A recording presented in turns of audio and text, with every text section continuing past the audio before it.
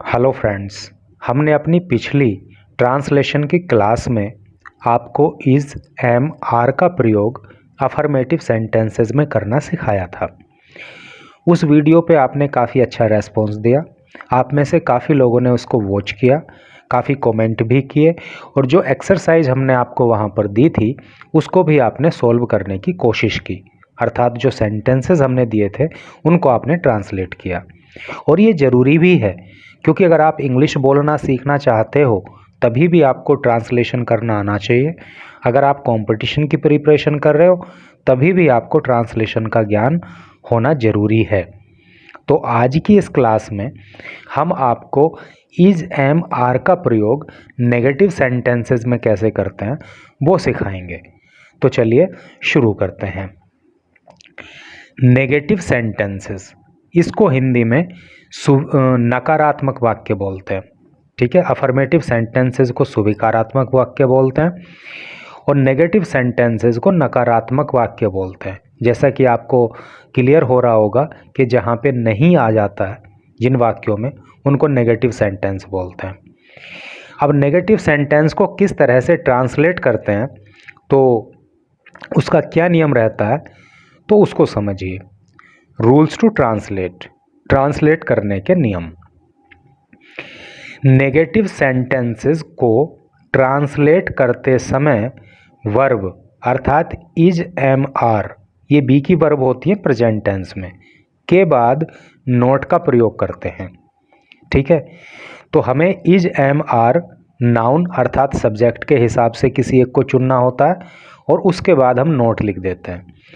Is M R का प्रयोग किस नाउन के साथ कहाँ पे करते हैं वो हमने अपनी पिछली क्लास में आपको बहुत क्लियरली बताया था। इसमें भी उसको आपको ब्रीफ में बताएंगे। तो इसके लिए जो है इस तरह से करके आप सेंटेंसेस को ट्रांसलेट करोगे कि सबसे पहले तो आप सब्जेक्ट लिखोगे अर्थात नाउन लिखोगे, उसके बाद आप इज एम आर इन तीन में से किसी एक को लिखोगे सब्जेक्ट के अकॉर्डिंग, सब्जेक्ट के अनुसार। ठीक है, उसके बाद आप नोट लिखोगे और उसके बाद आप ऑब्जेक्ट लिखोगे अर्थात जो अदर वर्ड्स हैं, अन्य शब्द जो बचे उनको लिख दोगे। तो इस फॉर्मूले के अकॉर्डिंग ही आपको सेंटेंसेस को ट्रांसलेट करना है। ठीक है, तो चलिए एग्जाम्पल से समझते हैं, तो फिर सारी चीज़ें एकदम क्लियरली आपको यहाँ पे समझ आ जाएंगी। और मैं आपको एग्जाम्पल समझाने से पहले एक बात बता दूं कि जब सब्जेक्ट जो है ना सिंगुलर नंबर होता है, एक वचन होता है, तो वहाँ पे इज का प्रयोग करते हैं। जब आई का प्रयोग होता है, सब्जेक्ट आई होता है अर्थात मैं होता हूँ आई, तब एम का प्रयोग करते हैं। जब सब्जेक्ट प्लूरल नंबर होता है, बहुवचन में होता है, तो तब जो है आर का प्रयोग करते हैं। ठीक है, तो अब चलिए, वह ईमानदार नहीं है, तो वह ईमानदार नहीं है, तो सबसे पहले तो हमें सब्जेक्ट लिखना होता है, तो हम वह की अंग्रेजी लिखेंगे। तो वह की अंग्रेजी ही भी होती है और शी भी होती है। अब यहाँ पे हम ही का भी प्रयोग कर सकते हैं और शी का भी प्रयोग कर सकते हैं। कारण क्या है कि वह ईमानदार नहीं है, इस सेंटेंस को सुनने के बाद ये नहीं पता चल रहा कि यहाँ पे जेंडर क्या है, मतलब ये किसी लड़के के लिए बोला गया है, किसी लड़की के लिए बोला गया है, अर्थात मेल के लिए बोला गया है या फीमेल के लिए बोला गया है। तो इस केस में जब जेंडर पता नहीं है तो आप ही का भी यूज कर सकते हो, आप शी का भी यूज कर सकते हो, और ही शी एक वचन होता है। सुनने से भी आपको पता लग रहा होगा कि वह ईमानदार नहीं है, अर्थात एक व्यक्ति की बात हो रही है, तो ही लिख दिया। एक व्यक्ति की बात हो रही है यानी कि सब्जेक्ट सिंगुलर नंबर है, तो उसके साथ इज का प्रयोग करेंगे। डिटेल में अगर आप इसको जानना चाहते हो तो आप इससे पहली क्लास उसको वॉच कर लो। ठीक है, शॉर्ट में मैंने आपको बता ही दिया कि एक वचनकर्ता के साथ जो है इज का प्रयोग, आई के साथ एम का प्रयोग और बहुवचनकर्ताओं के साथ जो है आर का प्रयोग करते हैं। तो ही इज नॉट ऑनेस्ट। ठीक है, सब्जेक्ट लिख दिया जैसा कि इसमें बताया था, उसके बाद इज एम आर में से हमने इज लिख दिया, उसके बाद नोट के लिए बोला था तो नोट लिख दिया, उसके बाद ऑब्जेक्ट बचा यानी कि अदर वर्ड्स बचे, तो उसमें क्या बचा अदर वर्ड्स में, ऑनेस्टी तो बचा, ईमानदार बचा, तो उसकी अंग्रेजी लिख दी। तो वह ईमानदार नहीं है, अर्थात ही इज नॉट ऑनेस्ट।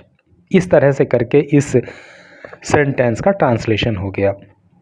तो ये आपको बहुत सिंपल लग सकता है, लेकिन पहले सिंपल चीज़ से ही शुरू करनी होती है। शुरुआत मेरा मतलब शुरुआत जो है सिंपल चीज़ से करनी होती है, और फिर आगे जो है स्टेप बाय स्टेप आगे बढ़ते हैं तो सारी चीज़ें एकदम क्लियरली समझ में आती चली जाती हैं। दूसरे सेंटेंस को आप देखिए, मैं विद्यार्थी नहीं हूँ। तो सबसे पहले सब्जेक्ट लिखेंगे मैं की अंग्रेजी हो गई आई के साथ जो है एम का प्रयोग होता है, तो आई एम, मैं हूँ। अब लिखेंगे नहीं की अंग्रेजी not, I am not a student, एक विद्यार्थी। तो I am not a student, मैं एक विद्यार्थी नहीं हूँ। ठीक है। तुम खिलाड़ी नहीं हो। तो नियम क्या कह रहा था ऊपर कि सबसे पहले सब्जेक्ट लिखते हैं, उसके बाद इज एम आर में से किसी एक को लिखते हैं, उसके बाद नॉट लिखते हैं, उसके बाद ऑब्जेक्ट लिखते हैं। तो तुम की अंग्रेजी हो गई यू, हो की अंग्रेजी हो गई आर। भाई तुम खिलाड़ी नहीं हो, तो एक से अधिक होने का सेंस हो रहा है, अर्थात सब्जेक्ट जो है प्लूरल नंबर है, और जब सब्जेक्ट प्लूरल होता है तो आर का प्रयोग करते हैं। और अगर आप हमारे सामने अकेले भी बैठे हो तभी भी यू के साथ बहुवचन की ही क्रियाओं का प्रयोग करते हैं, चाहे वो इज एम आर हो या कोई दूसरी हेल्पिंग वर्ब हो या मेन वर्ब हो। अर्थात यू को हमेशा प्लूरल मान के आप जो है ट्रीट करोगे।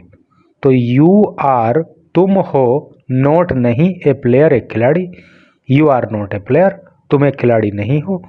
तो सबसे पहले सब्जेक्ट अर्थात नाउन आ गया, फिर इज एम आर में से आर हमने उठा लिया, उसके बाद नॉट आ गया नहीं की अंग्रेजी, फिर खिलाड़ी की आ गई a player, you are not a player. आगे देखिए, बे चोर नहीं है, बे लड़के चोर नहीं हैं। तो बे लड़के यहाँ पे नाउन हो गया, सब्जेक्ट हो गया मतलब, तो बे लड़के की अंग्रेजी क्या हो गई, दोज बॉयज़। देखिए जब ये लड़के होता है तो दीज बॉयज़ हो जाता, यानी कि ये लड़के जो एकदम पास में है हमारे, और जब हम कह रहे हैं वे लड़के तो दूरी का पता लग रहा है ना, दूर होने का पता लग रहा है, तो उस कंडीशन में दोज बॉयज़। जैसे दिस दैट होता है ना, दिस का मतलब यह है, दैट का मतलब वह, वैसे ही दीज और दोज होता है। दिस और दैट सिंगुलर नंबर के लिए प्रयोग होता है, और दीज और दोज प्लूरल नंबर के लिए प्रयोग होता है। तो बे लड़के चोर नहीं हैं, तो बे लड़के की अंग्रेजी हो गई दीज बॉयज़। अब ये बहुवचन की बात हो रही है तो आर लिखेंगे, दीज बॉयज़ आर, उसके बाद नोट लिखते हैं तो नोट लिख दिया। अब क्या बचा, चोर। भाई बे लड़के की अंग्रेजी आ गई, और नहीं की आ गई, और हैं की भी आ गई, बचा चोर, तो चोर की हो गई थीव्स।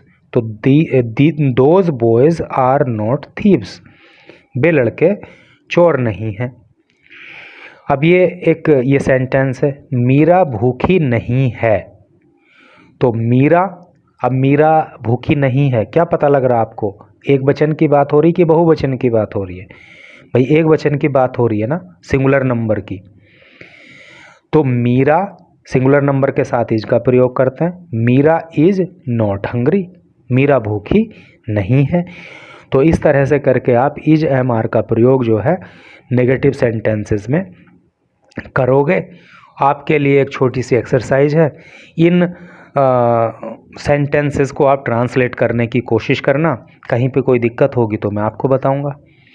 मैं कमज़ोर नहीं हूँ, रमेश बीमार नहीं है, तुम शरारती नहीं हो, बे प्यासे नहीं हैं, चाकू तेज नहीं है। यहाँ पे मैंने इज एम आर तीनों का ही प्रयोग आप कर सको उस तरह के सेंटेंसेस आपको यहाँ पे ट्रांसलेट करने के लिए दिए हैं। तो इस तरह से करके तो नेगेटिव कंप्लीट हो गया। अब चलिए आपको जो है इंट्रोगेटिव सेंटेंस को किस तरह से ट्रांसलेट करते हैं वो सिखाते हैं। देखिए इंट्रोगेटिव सेंटेंसेस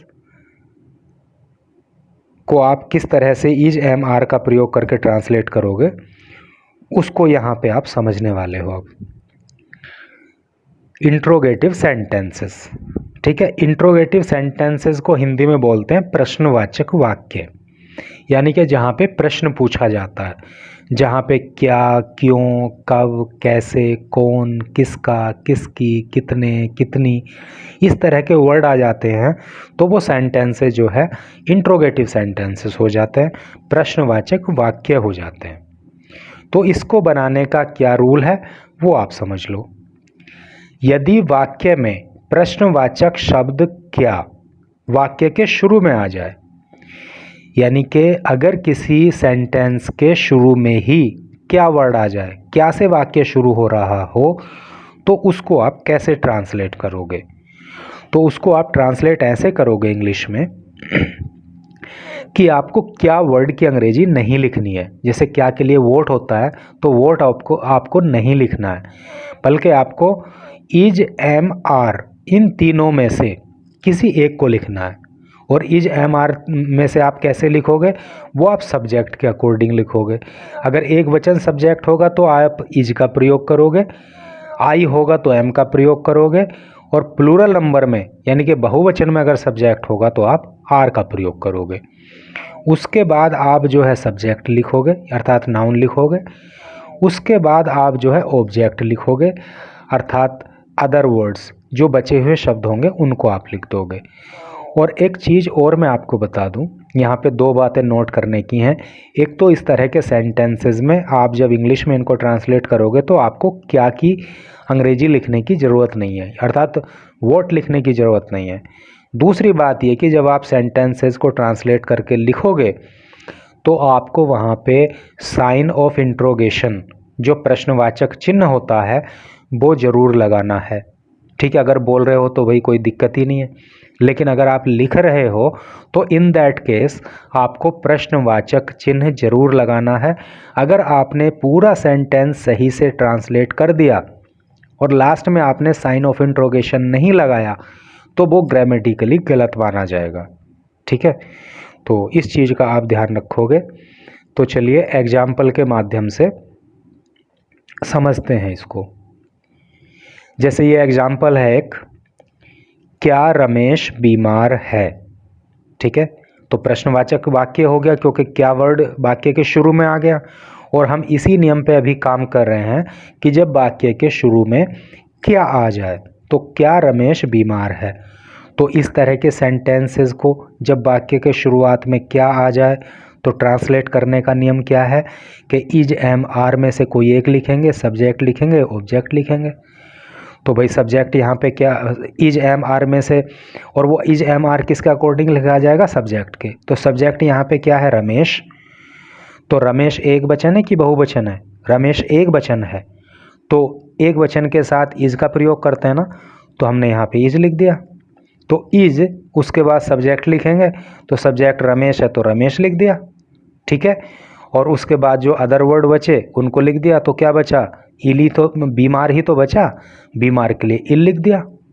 और क्या की अंग्रेजी इन वाक्यों में लिखनी होती नहीं है, तो इज रमेश इल, क्या रमेश बीमार है, साइन ऑफ इंट्रोगेशन लगा दिया।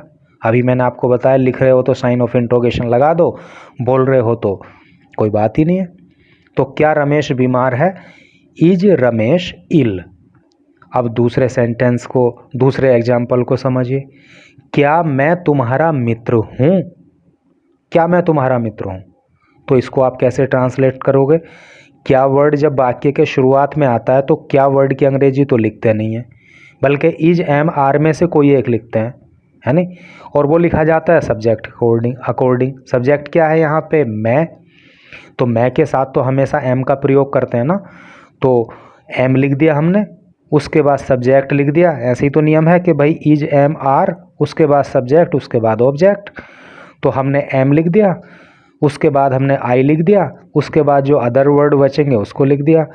तो क्या बचा? तुम्हारा मित्र, तो your friend. Am I your friend, क्या मैं तुम्हारा मित्र हूँ।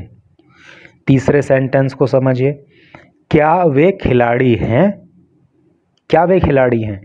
क्या वर्ड वाक्य के शुरुआत में आ रहा है तो इज, एम, आर में से किसी एक का प्रयोग करेंगे। तो अब देखना होगा कि सब्जेक्ट एक वचन है या बहुवचन है, तो क्या वे खिलाड़ी हैं। अब आप बताओ कि एक वचन का सेंस आ रहा है कि बहुवचन का सेंस आ रहा है। एक वचन का सेंस नहीं आ रहा है, यहाँ पे बहुवचन का सेंस आ रहा है। सब्जेक्ट जो है प्लूरल है, अर्थात क्या वे खिलाड़ी हैं, एक से अधिक की बात हो रही है। तो आर लिखेंगे, वे की अंग्रेजी दे लिखेंगे, आर दे, खिलाड़ी की अंग्रेजी प्लेयर्स लिख देंगे, आर दे प्लेयर्स, क्या वे खिलाड़ी हैं। बाद में साइन ऑफ इंट्रोगेशन लगा देंगे और यहाँ पे प्लेयर नहीं लिखेंगे, प्लेयर्स लिखेंगे। ठीक है, इस चीज़ का आप ध्यान रखना, क्योंकि एक से अधिक खिलाड़ियों की बात हो रही है, प्लूरल नंबर की बात हो रही है, बहुवचन की बात हो रही है, इसलिए प्लेयर्स लिखेंगे। अब एक सेंटेंस और आप ये देखिए, क्या तुम गरीब हो, तो आर यू पुअर। भाई तुम के अकॉर्डिंग जो है आर आ गया, हेल्पिंग वर्ब, मतलब ये बी का वर्ब, और उसके बाद तुम की अंग्रेजी यू आ गया, और उसके बाद जो है पुअर आ गया, आर यू पुअर, क्या तुम गरीब हो। तो भाई ईश्वर करे कि आप गरीब ना हो, और अगर किसी के साथ ऐसी स्थिति है तो ईश्वर करे कि वो अमीर हो जाए। तो चलिए अब जो है रूल नंबर 2 को समझते हैं। रूल नंबर 2 में कह रहा है, यदि प्रश्नवाचक शब्द जैसे क्या, क्यों, कब, कहाँ, कौन आदि वाक्य के बीच में हो तो इनमें से अगर कोई वर्ड वाक्य के बीच में आ जाए तो फिर आप किस तरह से उस वाक्य को ट्रांसलेट करोगे, उसके नियम को समझो। भाई सबसे पहले आपको क्या लिखना है, इंट्रोगेटिव वर्ड लिखना है, यानी कि प्रश्नवाचक शब्द की अंग्रेजी आपको लिखनी है। उसके बाद आपको इज, एम, आर, इन 3 क्रियाओं में से, 3 वर्ब में से किसी एक को लिखना है सब्जेक्ट के अकॉर्डिंग। उसके बाद आप सब्जेक्ट लिखोगे और उसके बाद आप ऑब्जेक्ट लिखोगे। चलिए एग्जाम्पल से इसको समझते हैं। अब वह कहाँ है नी, अब वह कहाँ है। तो अभी हमने कहा था कि जब क्या, कब, क्यों, कहाँ, कैसे, अर्थात कोई प्रश्नवाचक शब्द वाक्य के बीच में आ जाए तो इस रूल को अप्लाई करेंगे। तो यहाँ पे क्या वर्ड, वो कहाँ वर्ड जो है वाक्य के बीच में आ गया, यही इंट्रोगेटिव वर्ड है, यही प्रश्नवाचक शब्द है। तो सबसे पहले इसकी अंग्रेजी लिखेंगे, यही तो नियम है कि इंट्रोगेटिव वर्ड पहले लिखते हैं, अर्थात कहाँ की अंग्रेजी लिखेंगे, वेयर, कहाँ की अंग्रेजी वेयर हो गई। उसके बाद इज, एम, आर में से कोई एक लिखेंगे सब्जेक्ट के अकॉर्डिंग। सब्जेक्ट क्या है इसमें, वह, अर्थात एक वचन है तो इज लिख दिया। फिर ही या शी कोई एक लिखेंगे क्योंकि जेंडर का पता नहीं चल रहा है। उसके बाद अब की अंग्रेजी होगी now, where is he now, वह अब कहाँ है। समझ में आ गया ना। दूसरा सेंटेंस देखिए, तुम कौन हो। तो ये जो प्रश्नवाचक शब्द है कौन, ये वाक्य के बीच में है ना। बीच में का मतलब होता है कहीं भी आ जाए शुरुआत को छोड़ के। तो सबसे पहले उसी की अंग्रेजी लिखी जाती है, कौन की अंग्रेजी होती है हु। उसके बाद लिखते हैं हेल्पिंग, मतलब बी का वर्ब, इज, एम, आर में से कोई एक। तो यहाँ पे सब्जेक्ट चूँकि तुम हो तो तुम के अकॉर्डिंग आ जाएगा आर, और फिर यू, हु आर यू, तुम कौन हो। तो अब आगे देख लीजिए नंबर 3, तुम्हारे पापा कहाँ हैं। तुम्हारे पापा कहाँ हैं, तो क्या अंग्रेजी बनेगी इसकी। भाई सबसे पहले कहाँ की अंग्रेजी लिखेंगे, वेयर, तुम्हारे पापा कहाँ हैं। देखिए किसी को सम्मान देने के लिए इस तरह से बोला जाता है। अगर मैं कहूँ तुम्हारा पापा कहाँ है, तो एक वचन का क्लियर पता लगेगा, लेकिन ये वाक्य फिर सम्मानजनक नहीं रहेगा। तो किसी को सम्मान देने के लिए इस तरह से बोला जाता है, तुम्हारे पापा कहाँ हैं। लेकिन इससे सब्जेक्ट सिंगुलर ही रहता है, वो प्लूरल नहीं हो जाता है। इंग्लिश में ट्रांसलेट करते समय हम उसके साथ जो है सिंगुलर सब्जेक्ट मान के ही ट्रीटमेंट करेंगे। तो सबसे पहले कहाँ की अंग्रेजी लिखेंगे, वेयर। उसके बाद लिखेंगे इज, एम, आर में से कोई एक, तो एक वचन है तो इज आ गया। उसके बाद लिखेंगे जो है सब्जेक्ट, अर्थात योर पापा, योर पापा, आई मीन टू से कि योर फादर। तो वेयर इज योर फादर, तुम्हारे पापा कहाँ हैं, तुम्हारे पिता कहाँ हैं। मैं कमज़ोर क्यों हूँ, ठीक है, मैं कमज़ोर क्यों हूँ। तो सबसे पहले इसकी क्यों की अंग्रेजी लिखेंगे, तो क्यों की अंग्रेजी लिखी जाएगी वाई। उसके बाद इसमें मैं आ रहा है तो मैं के लिए तो एम का प्रयोग होता है, तो वाई एम आई वीक, मैं कमज़ोर क्यों हूँ। तो इस तरह से करके ये क्लियर हो गया। अब एक रूल ये आप देख लीजिए, रूल नंबर 3 क्या कहता है कि कितना, कितनी, कितने, किसका, किसकी आदि के साथ उनसे संबंधित संज्ञा नाउन भी आती है। यानी कि जब ये वर्ड यूज होंगे ना, कितना, कितनी, कितने, किसका, किसकी वगैरह वगैरह, तो इनसे रिलेटेड जो नाउन वहाँ पे प्रयोग हुआ होगा वो भी उसके साथ ही लिखा जाएगा। एग्जाम्पल से आपको बिल्कुल एकदम क्लियर हो जाएगा। देखो, यह किसकी किताब है नहीं, तो यह किसकी किताब है, तो किसकी जो आया है ये वर्ड, इससे जुड़ा हुआ वर्ड क्या है, किताब, किसकी किताब। तो किसकी किताब की अंग्रेजी एक साथ लिखी जाएगी, ये कह रहा है इसमें, यह किसकी किताब है। तो सबसे पहले हम ये लिखेंगे किसकी किताब अर्थात हुज बुक, उसके बाद इज एम आर में से कोई एक लिखेंगे, तो यह किसकी किताब है, एक वचन होने का पता लग रहा है तो इज का प्रयोग करेंगे। हुज बुक इज दिस, यह की अंग्रेजी दिस आ गई, यह किसकी किताब है। ऐसा नहीं लिखेंगे इसको कि हुज लिख दिया उसके बाद इज लिख दिया उसके बाद बुक लिख दिया उसके बाद दिस लिख दिया, ऐसे गलत हो जाएगा। जहाँ भी इस तरह का मामला फंस जाए, किसकी किताब है, कितने विद्यार्थी हैं वगैरह वगैरह, तो हुज बुक, तो उसके किसकी के साथ जो है मतलब जो नाउन रिलेटेड है उससे जुड़ा हुआ है उसकी अंग्रेजी भी साथ में ही लिखेंगे, हुज बुक। ये कितने आम हैं, तो कितने आम अर्थात कितने के साथ जो आम जुड़ा हुआ है तो इन दोनों की अंग्रेजी एक साथ ही लिखेंगे, कितने आम, हाउ मैनी मैंगोज। ठीक है, हाउ मैनी का मतलब कितने और मैंगोज का आम, हाउ मैनी मैंगोज। अब ये कितने आम हैं, भाई बहुवचन का पता लग रहा है ना, एक से अधिक आम की बात हो रही है ना, तो आर का प्रयोग करेंगे, तो आर का प्रयोग कर दिया। उसके बाद ये की अंग्रेजी दीज आ गई, how many mangoes are these, ये आम कितने हैं। तो इस तरह से करके हो गया। तो अब आपको जो है एक छोटी सी एक्सरसाइज हम यहाँ पे देते हैं जहाँ पे आपको इंट्रोगेटिव सेंटेंसेस को ट्रांसलेट करके बताना है। तो ये एक्सरसाइज है, क्या वह भूखा है, तुम अब कहाँ हो, क्या वे चोर हैं, क्या मैं सही हूँ, यह किसका पेन है, यह कितना दूध है। ठीक है, तो इस तरह से करके ये सेंटेंस हैं, आप इनको ट्रांसलेट करने की कोशिश करना। तो आपके लिए काम हो गया नेगेटिव सेंटेंसेस को ट्रांसलेट करने का और इन इंट्रोगेटिव सेंटेंसेस को ट्रांसलेट करने का। इस तरह से करके अगर आप मेरे साथ प्रैक्टिस करते चले जाओगे तो आप कुछ ही दिन में देखना कि जो सेंटेंसेस आज आप नहीं ट्रांसलेट कर रहे हो, नहीं कर पा रहे हो, मतलब जिनको बोलने के लिए आपको बहुत देर सोचना पड़ रहा है, जिनको लिखने के लिए आप कॉन्फिडेंट नहीं हो कि मैं सही हूँ कि गलत हूँ, तो आप देखना कि आपको बहुत इम्प्रूवमेंट देखने को मिलेगा। ये सेंटेंसेस ऑटोमेटिकली आपकी ज़ुबान पे आने लगेंगे और आप अच्छे से इनको लिखने भी लगोगे। तो thanks for watching the video.